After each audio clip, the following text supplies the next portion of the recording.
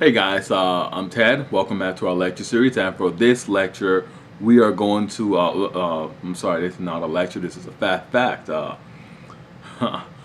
this fast fact, we're going to look at contraband slaves and land.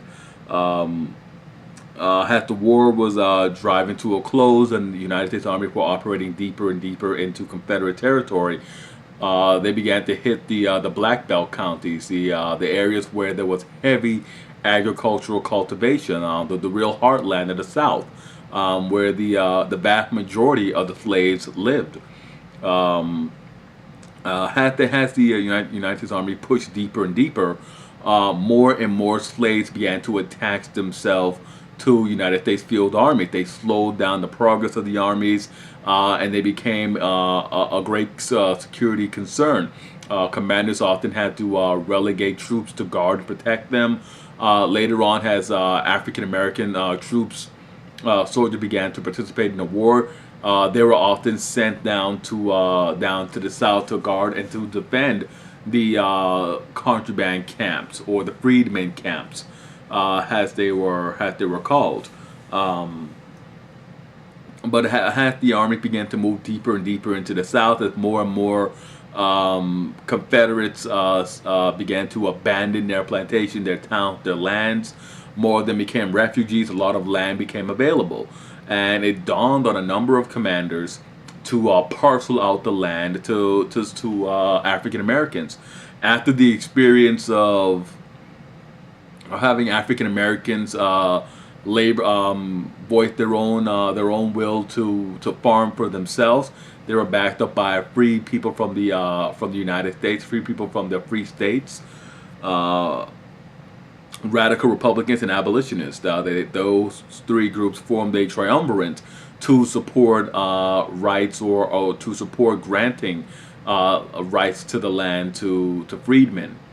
Um, Confederates, former slave owners who took the oath of loyalty, who took the loyalty pledge, they were granted back their property, and they began to sort of push for shadier and shadier deals to bring African Americans into the fold, to have them to sort of carry on as before. They had to pay them, but with the payments often came surcharges or hitting charges. So you may have been paid for your services, but you'll be charged rents in some cases. You'll be charged for medical care and a number of other surcharges that were added on to either break even with the slave, or put the slave into debt, the former slaves into debt, the contrabands slash freedmen. And then, of course, there were the profiteers from the United States, the speculators. They came in looking to maintain a very cheap labor pool, and to have exclusive access to the land. All three of these groups competed with each other over over the two most important resources, land and labor. Um,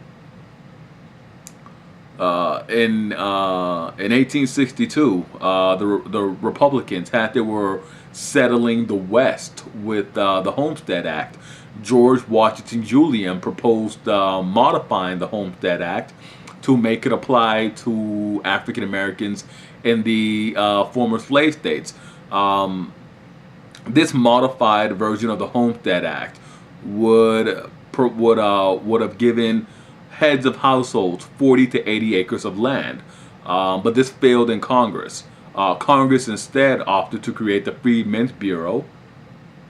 It would take them 3 years to do that. They did so in 1865. Now, the Freedmen's Bureau gave freed persons, the rights to lease abandoned or confiscated land with an option to buy it after 3 years. Not the same as the Homestead Act, but still very, very, very good. And of course, William Sherman. Sherman looms large with freedmen and land, because it is from William Sherman that the cry 40 acres and a mule originates.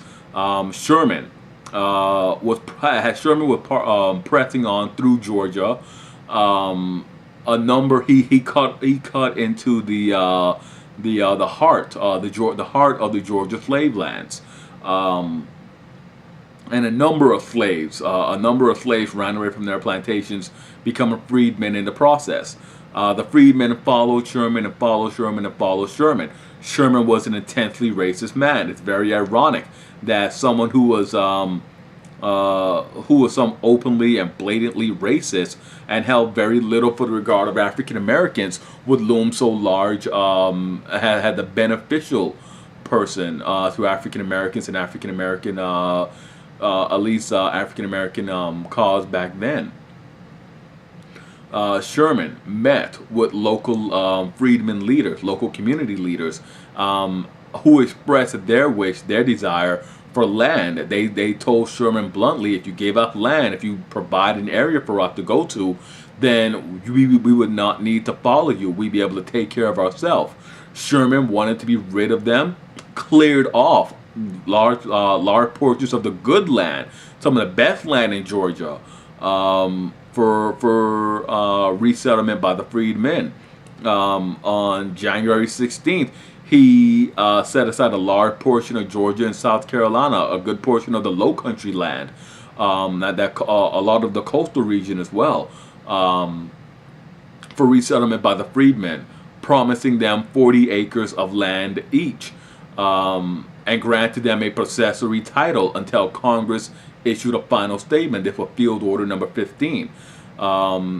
And it will go down in history in African American lore, had 40 acres and a mule.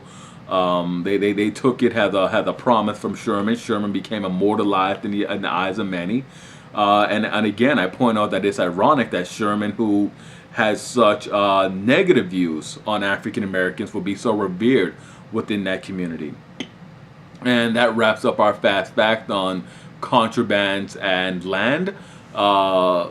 As always, hit like, subscribe, and comment. Let me know what you thought about this. It's always interesting when you talk about these fast facts.